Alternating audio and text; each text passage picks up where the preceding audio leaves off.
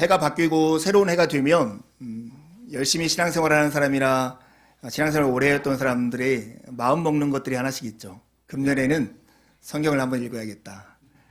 이런 마음을 많이 먹습니다. 그래서 내가 해년마다 실패했던 방법대로 구약부터 일단은 읽다 보면 실패하니까 금년에는 신약이라도 읽겠다 해가지고 신약을 딱 펴면 나오는 것이 이 족보입니다. 그래서 이 족보가 큰 장애물이 되어서 1장을 못 넘기고 다시 성경을 덮는 예가 적지 않죠.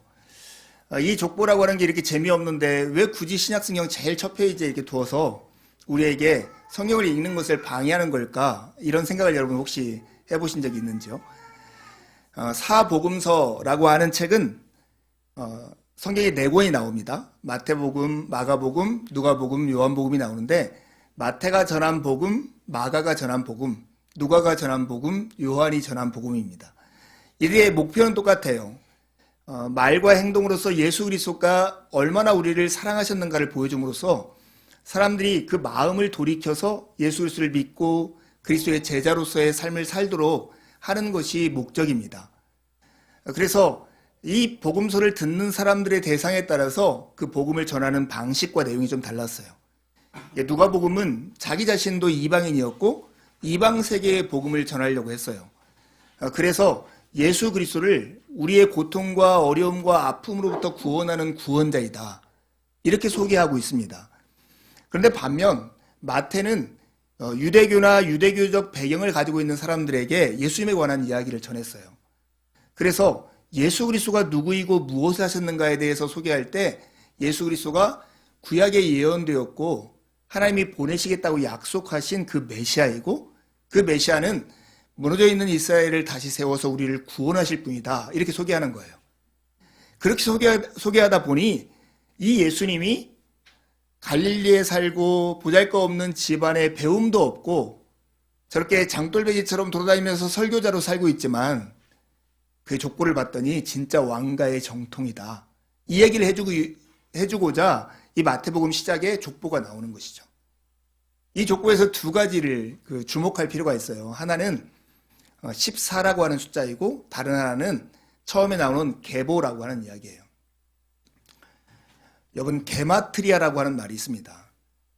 게마트리아는 그 당시에 아라비아 숫자들이 개발되기 전에 숫자를 쓸 수 없기 때문에 알파벳 순서에 따라서 A는 1, B는 2 이런 형식으로 그 알파벳 숫자가 바로 숫자를 명기하는 표기로 쓰는 것, 그걸 바로 게마트리아라고 해요. 여러분 요한계시록에 나오는 666 이런 것도 다 게마트리아예요. 숫자를 말하는 게 아니라 숫자를 통해서 실제로 그 뜻을 말하는 암호와 같은 거죠. 근데 14라는 말이 딱 그래요. 여러분 오늘 이 17절에 보면 모든 대수가 아브라함부터 다윗까지 14대고 다윗부터 바벨론 포로로 잡혀갈 때까지 14고 바벨론 포로로 잡혀간 후부터 다시 돌아올 때까지가 14대라고. 사실은 그 사이에 더 많은 사람들이 있거든요. 근데 14라고 하는 숫자에 맞춘 이유가 있다고 하는 거예요. 14라는 숫자는 4 더하기 6 더하기 4를 표현하는데 그게 게마트리아로 달렛, 바브, 달렛이라고 하는 것의 약자예요. 우리가 하면 디귿, 비욱, 디귿 이런 거거든요. 떠오르는 인물이 있어요? 제가 어제 예수 배웠더니 아내는 안 해요. 데이빗, 얘가는 다윗이죠. 이 다윗이라고 하는 그 히브리 문자는 이렇게 모음이 없어요. 자음만 있는 글자인데 다윗의 이름 그것을 게마트리아로 하면 14, 합을 합하면 14가 되는 거죠. 일부러 성경을 기록한 자가 다윗 왕가의 후손이라고 하는 것을 강조하기 위해서 14대씩 3가지 기간을 이렇게 나눴던 것이죠. 그러니까 이 족보를 통해서 14대라고 하는 말을 통해서 이야기하고자 하는 것, 예수님이 다윗 왕가의 정통한 왕손이다 하는 이야기를 전하고 싶은 거예요. 아브라함과 다윗의 자손이면서 이 땅에 오신 예수님은 다윗 왕가의 적법하고 정통한 후손이고 하나님께서 약속하신 것을 성취하러 온 메시아, 곧 그 왕이라고 하는 것을 표현하고 그러면서 유대교나 유대교 배경으로 있는 사람들에게 예수님을 소개하는 거죠. 유대인들은 정말로 자신들의 처지로부터 구원해 줄 그 왕을 오랫동안 기다렸어요. 우리가 일제강점기에 있었던 게 36년이잖아요. 그런데도 우리는 독립을 갈망하는 마음이 얼마나 컸고 그 기간이 너무나 오래되어서 그 독립에 대한 희망을 놓아버리는 사람도 적지 않았습니다. 근데 유대인들은 생각해보면 기원전 586년부터 지금 예수님이 살던 이때까지 그 사이에 한 100여 년을 제외하고 나머지는 전부 다 이 식민지 생활을 했거든요. 포로기나 아니면 다른 나라의 압제 가운데 있었어요. 예수님 살던 당시에도 로마 제국의 그 억압 가운데 있었고 왕은 있었지만 왕은 섭정왕처럼 이렇게 유명무실한 그런 왕이었다고요. 그러니 진짜 신실한 유대인 하나님의 구원을 바라는 사람들은 어떤 기도를 드렸겠어요. 오늘 주보에 실린 대로 다윗의 줄기를 속히 일으키소서, 그의 구원의 뿔을 속히 드소서, 우리가 종일 구원을 기다리나이다. 이런 고백처럼 정말 하나님께서 보내실 그 메시아가 와서 우리를 구원하고 무너진 이스라엘을 다시 세우기를 간절히 바랬던 것이죠. 마태는 그렇게 간절히 바라는 유대인들에게 예수님을 이렇게 소개하는 거예요. 너희들이 기다리던 그 왕, 그게 바로 예수다. 여러분, 이렇게 이 족보가 시작하는 1절부터 16절까지의 족보 내용을 살펴보면 처음부터 끝이 예수로 시작해서 예수로 끝납니다. 이 헬라어로는요.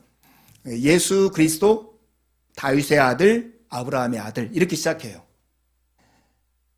이렇게 시작하는 걸 통해서 1절에 보면 아브라함과 다윗의 자손 예수 그리스도의 계보라 하는 말이 시작돼요. 14라는 숫자와 함께 또 한 가지 주목할 것이 이 계보라고 하는 말이에요. 여러분, 한국에도 이렇게 차가 나와서 사람들이 창세기가 영어로 뭐냐 하면 다 알아요. 혹시 아세요, 여러분도? 예. 제네시스? 네. 창세기라는 뜻인데, 여기서 계보라고 하는 말이 원래 영어로 제네시스의 원래 원뜻인 헬라어, 게네세우스라고 하는 말을 그대로 쓴 거예요. 이게 이제 구약으로 가면 톨레도트라고 하는 족보, 계보라는 뜻을 가지고 있는 그 단어를 번역한 거예요. 여러분, 창세기라고 하는 것을 한마디로 하면 시작의 책이라고 그래요. 무엇인가를 시작한 책, 새로운 세상을 여는 책.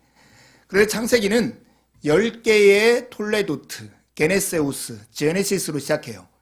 어떤 집안이 새로 가문이 열릴 때마다 새로운 세상이 열린 거예요. 새로운 시대가 온 거예요.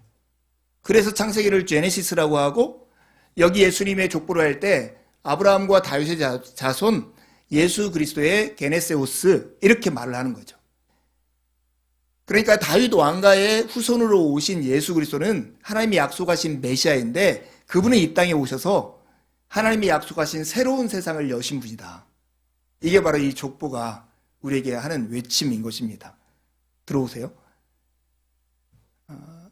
그래서 어떤 신학자가 이렇게 얘기해요. 창세기가 처음에 시작을 말하는 책이라고 하면 영화가 잘 되면 속편 나오잖아요.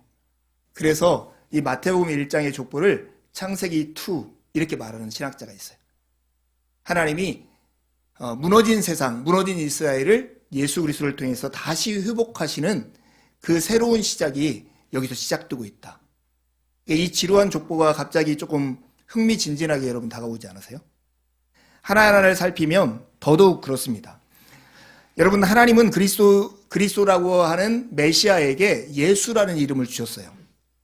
근데 예수라는 이름의 뜻이 뭐냐면 자기 백성을 그들의 죄에서 구원할 자라는 뜻이에요. 근데 이 족보가 뜻하는 예수는, 메시아는 어떤 분이냐면 왕이잖아요. 왕이신 분이 자기 백성을 그들의 죄에서 구원하기 위해서 이 땅에 와서 하시는 행동은 뭐냐면 자기의 목숨을 많은 사람들의 몸값으로 내주는, 대속물로 내주는 그 일을 하신다는 거예요. 어울립니까? 왕이라고 이렇게 크게 선포했는데 이름을 예수라고 붙여요. 이게 어울려요? 어울리는 것 같지만 이 구원의 방식이 로마 황제로 나타나가지고 이스라엘을 대적하는 무리를 확 쓸어버리고 이스라엘 백성들을 이렇게 높인다고 하면 어울릴 거예요. 그런데 태어나자마자 죽음의 위기에 처해가지고 이집트로 도피하고 그 죽음의 위기가 끝났다고 싶어서 온 곳이 갈릴리라고 하는 촌구석이고, 어촌 마을에서 목수의 일을 하는 집의 자녀로 태어나고, 정결례를 치르려는데 돈이 없어서 비둘기 2마리를 가지고 정결례를 치르는 가난한 집에서 살아고 나셨어요. 하나님의 구원이라고 하는 도저히 이해가 되고 납득이 되지 않잖아요.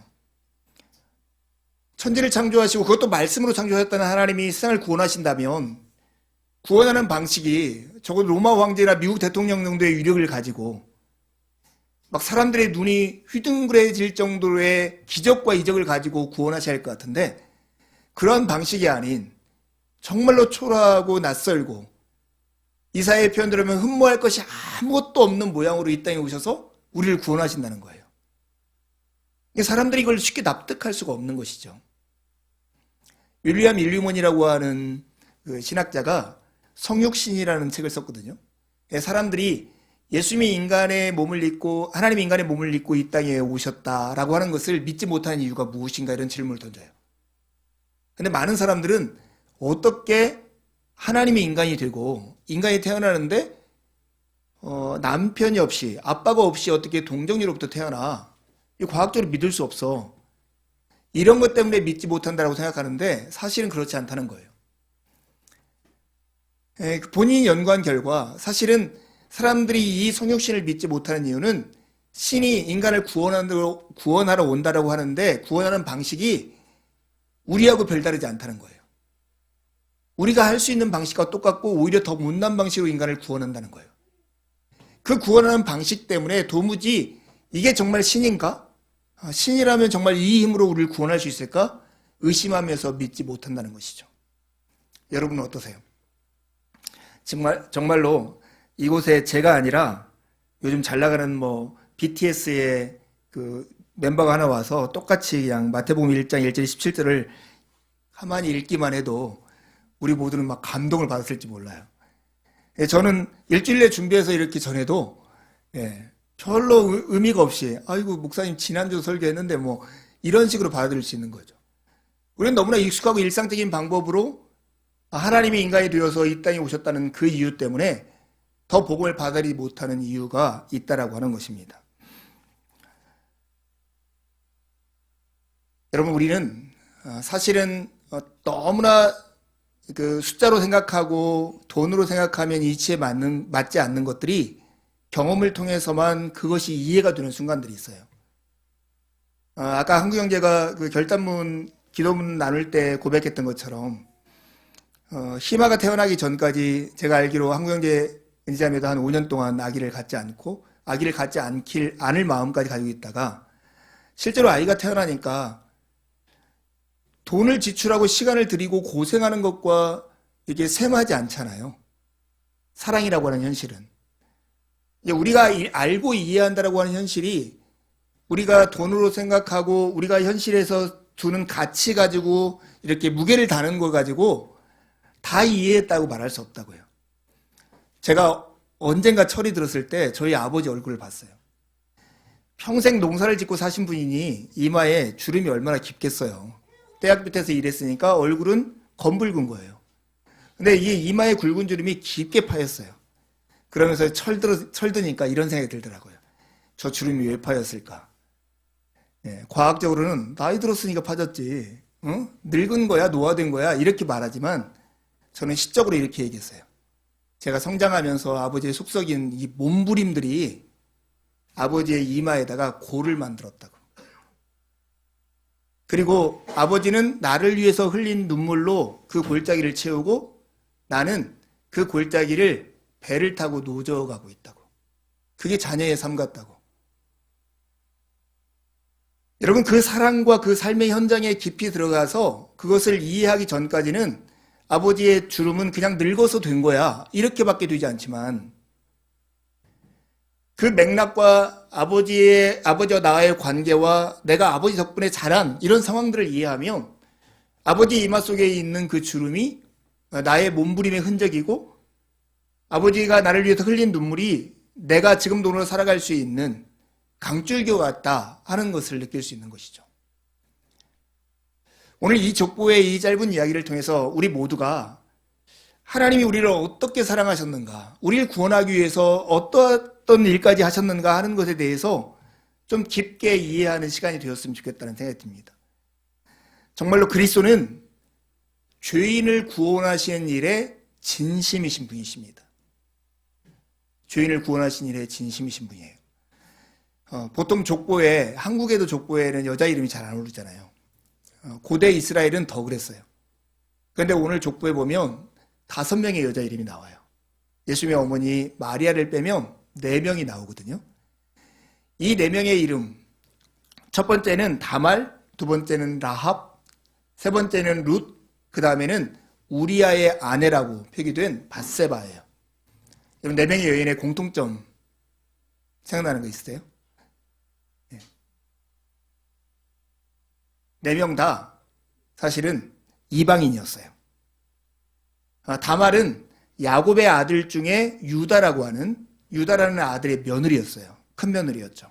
근데 그 또한 아람 사람이었고, 룻은 우리가 익숙히 알듯이 모압 여인이었어요.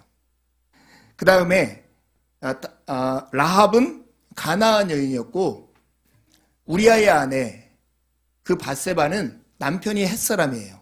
헷 족속의 사람이면 아내도 헷 족속의 사람이었을까 짐작할 수 있는 거예요. 원래 유대인의 족보에, 유대인의 왕가의 족보에 이방인 여자 4명이 들어와 있는 거예요. 뭐 레아, 라헬, 뭐 리브가, 사라 이런 사람이 들어와 있는 게 아니에요. 이방 여인이 여기 들어와 있고, 이들은 모두 성적인 문제에서 범죄를 해요.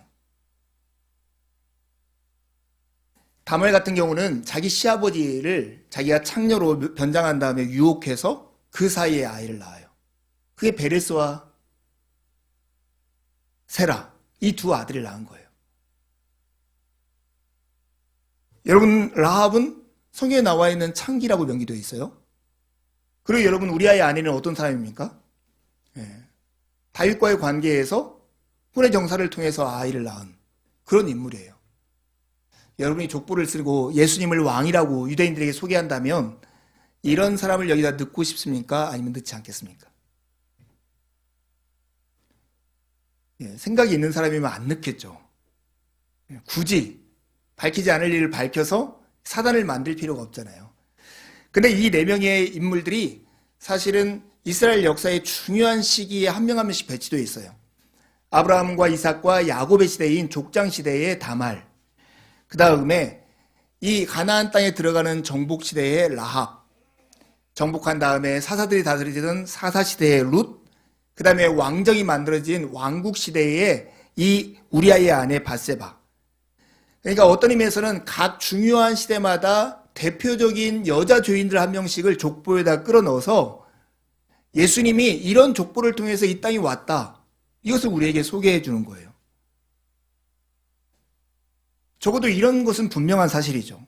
자기 백성을 그들의 죄에서 구원하기 위해서 오신 예수님은 그냥 흠이 하나도 없는 혈통 가운데 이 땅에 오신 게 아니라 죄인을 통해서 이 땅에 오셨고, 그리고 우리와 같은 모양으로 연약한 모습으로 오셨을 뿐만 아니라 우리에게로 오셨다, 이렇게 우리가 고백할 수 있는 것입니다. 요한일서 4장에 보면 사랑을 하되 말과 혀로만 사랑하지 말고 행함과 진실함으로, 진실하게 행동함으로써 사랑해야 한다, 이렇게 얘기가 나와요. 근데 오늘 하나님이 인간을 구원하기 위해서 그리스도를 보내시는데 그리스도께서 얼마나 구원의 진심인가를 보여주는 것이 이 4명의 여인을 통해서 밝히 드러나는 거예요. 예수님은 당신을 이런 여인들과 하나로 묶으시고 분리하지 않음으로써 자신의 거룩함이, 자신의 의로움이, 자신의 구원의 능력이 이런 사람에게까지 미치도록 하신 의도를 가지고 이 족보에 당신을 나타내고 있는 것입니다. 제가 아주 안 좋은 버릇 중에 하나가 이리 와봐 라는 말입니다.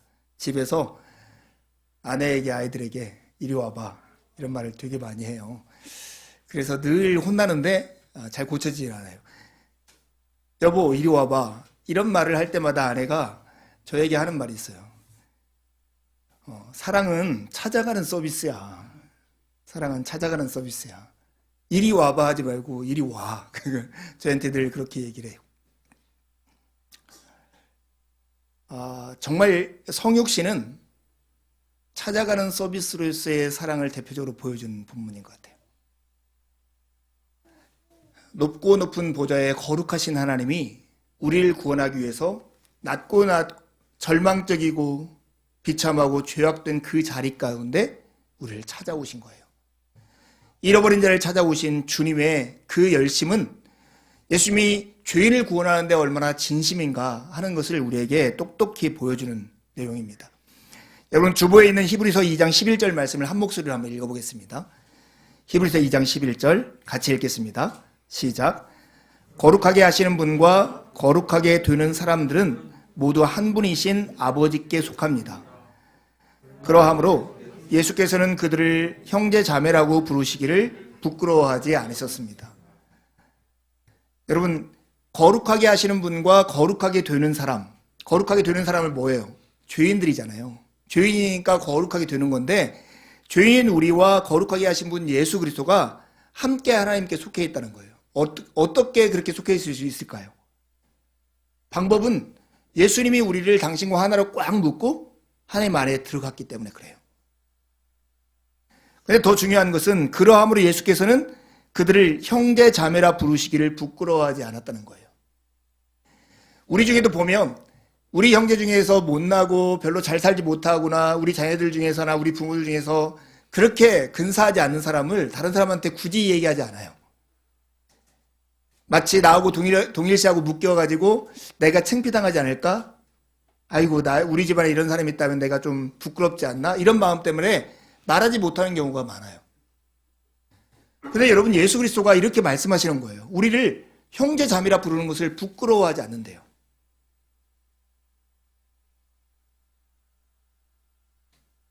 내가 예수 그리스도의 형제라고 불려지는 것이 예수님에게는 부끄러운 일이 아니라는 거예요. 마르틴 루터가 이렇게 얘기했어요.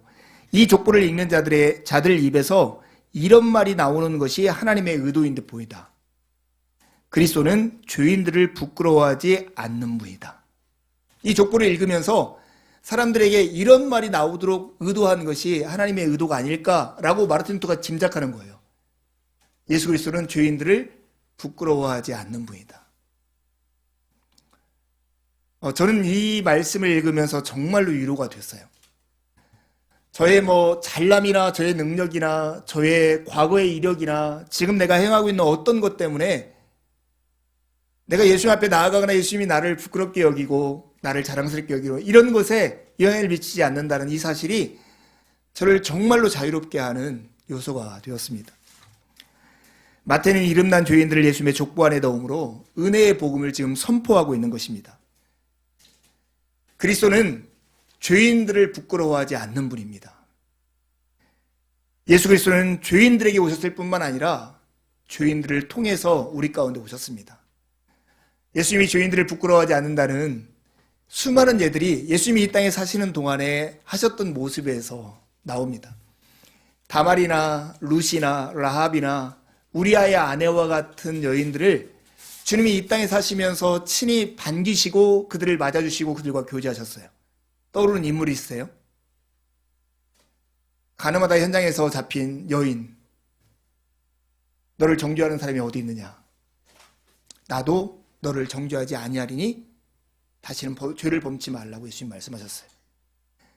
가난한 여인이 정신병에 걸려있는 딸 때문에 정말로 마음이 아파서 예수님에 와서 자기의 하소연을 하죠. 예수님이 심하게 그 여인에게 얘기했어요. 자식에게 줄 떡을 개에게 주는 법이 없다. 그 여인이 주님을 향한 간절한 소망으로 이렇게 얘기하죠. 개들도 주인의 상에서 떨어지는 부스러기를 먹나이다. 예수님은 이 여인에게 이 믿음이 정말로 크다. 유대인들 중에서도 이런 믿음을 내가 본 적이 없다. 라고 말씀하시면서 그 여인을 회복시키셨어요. 주님은 죄인과 세리들의 친구라고 하는 별명을 얻기까지 이 땅에서 죄인과 세리들과 자신을 하나로 묶고 그들을 온전히 회복하는 일을 하셨어요. 사랑하는 여러분, 우리 모두 죄인과 세리들과 다르지 않는 사람들 중에 한 명입니다. 예수님은 여러분 한 명 한 명을 부끄러워하지 않습니다. 예수님은 여러분을 하나로 예수님과 묶음으로써 여러분의 삶을 예수님의 자리까지, 예수님의 삶까지 이끄시는 것이 예수님의 목적입니다. 따라서 해보십시오. 하나님의 은혜가 우리의 모든 죄보다 크다. 큰 목소리로 해주세요. 하나님의 은혜가 우리의 모든 죄보다 크다. 오늘 족보를 통해서 우리가 마음속에 심어야 할 귀한 교훈입니다. 여러분 스스로 나는 부족해, 나는 못났어 이렇게 생각하는 분이 여러분 있습니까? 저도 그렇게 생각할 때가 있고 여러분들 중에도 가끔씩 그런 마음이 들 때가 있을 거예요. 여러분 기억하십시오. 하나님의 은혜는 우리의 조건에 반응하지 않습니다.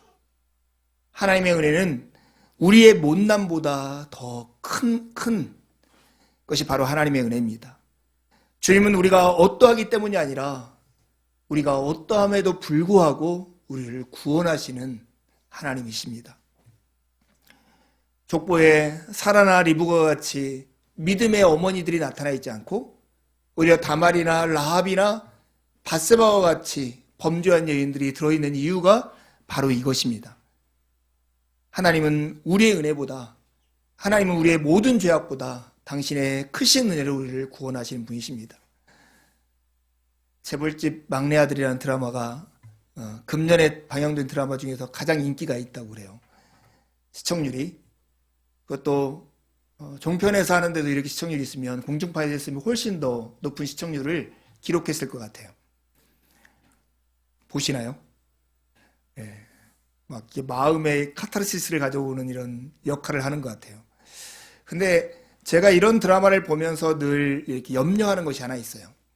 예전에 조폭 영화가 한참 흥행할 때 이 조폭이라고 하는 이 문화와 구조가 우리 속에서 그냥 의심 없이 전제되고 저런 세계가 있고 저런 세계가 세상을 움직이고 있어 이런 것이 마음에 자리 잡게 되는 것처럼 이런 재벌가의 이런 문제들이 마치 재벌이 마음만 먹으면 정치나 이 검찰이나 모든 것을 움직여서 세상을 좌지우지한다는 신화를 우리 마음 가운데 심어줄 것 같다는 염려가 있더라고요. 여러분 그 재벌가의 가문이 아무리 크고 정치의 권력이 아무리 세도 하나님의 은혜가 그보다 더 세고 하나님은 우리를 그곳으로부터 구원할 수 있는 구원의 능력자라는 것을 잊지 않는 여러분이 되기를 바라요. 과거를 생각하면서 나는 정말로 내 삶을 돌이켜볼 때 부끄럽다 이렇게 생각하는 분이 여러분들 가운데 있습니까? 그렇다면 오늘 하나님의 은혜가 우리의 모든 죄보다 크다라고 하는 이 진실 앞에 여러분의 마음을 두십시오. 하나님의 은혜는 우리의 조건에 의해서 방해를 받지 않습니다.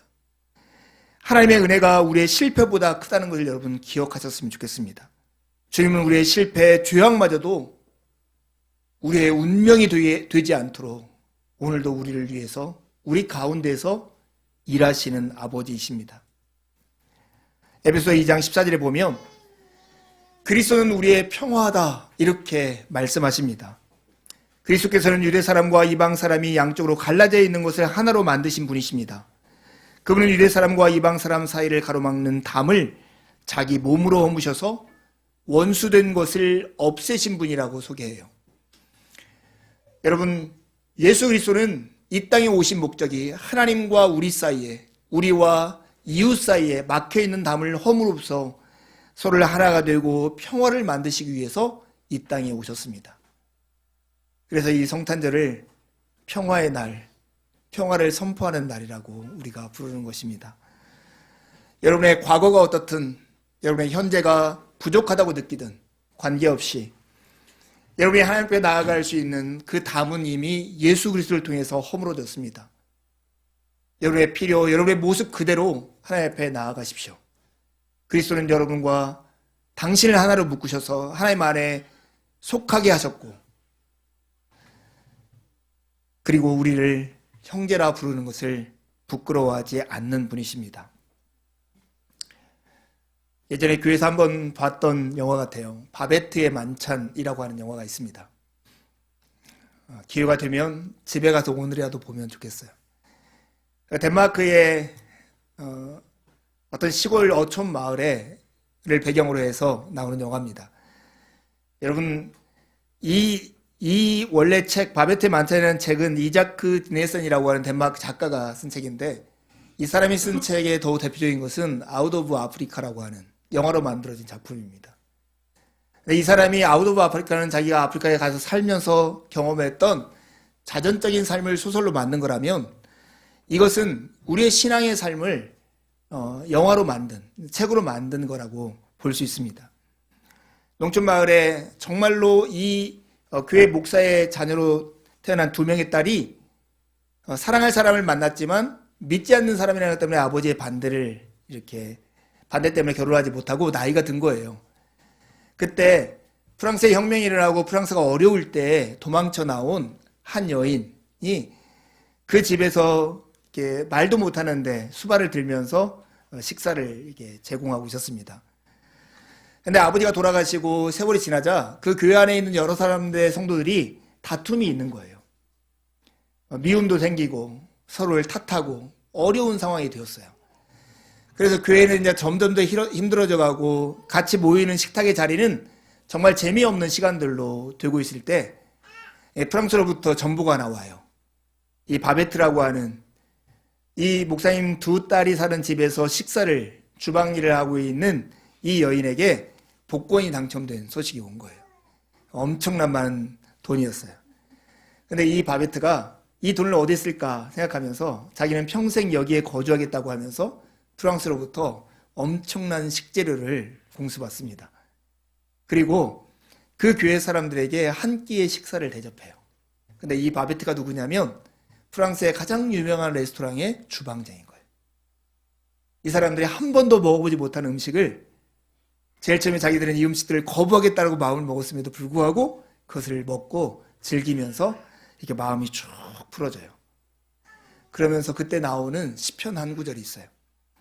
참으로 주님의 구원은 주님을 경유하는 사람에게 가까이 있으니 주님의 영광이 우리의 땅에 깃들 것입니다. 사랑과 진실이 만나고 정의는 평화와 서로 입맞춥니다. 여러분, 사람의 마음이 서로 평화를 가질 수 있는 그 단초가 무엇일까 생각해 보세요. 누구의 것을 빼앗아서 내 것을 채우려고 하는 마음을 가지고는 평화를 이룰 수 없습니다. 인간의 죄는 하나님을 떠나서 경험하게 되는 부족으로부터 시작합니다. 사람은 그 부족을 채우려고 힘이 있으면 다른 사람 것을 빼앗고 힘이 없으면 다른 사람을 속여서 자기의 부족을 채웁니다. 그러기에 사람은 갈등하고 다투고 싸울 수밖에 없어요. 이 싸움을 멈추고 평화를 가져오는 것은 나와 너 사이가 아닌 다른 외부로부터 우리의 부족을 채우는 능력이 있어야 합니다. 바베트의 한 끼의 식사가 그대의 부족을 채웠던 것처럼 오늘은 생명의 떡이신 예수 그리스도께서 내가 너희의 부족한 것을 채우겠다, 나를 먹으라 하신 날입니다.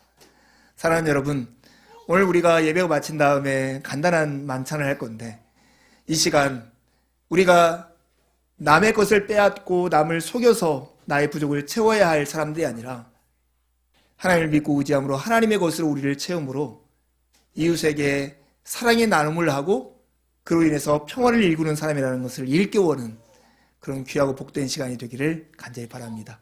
함께 기도하시겠습니다.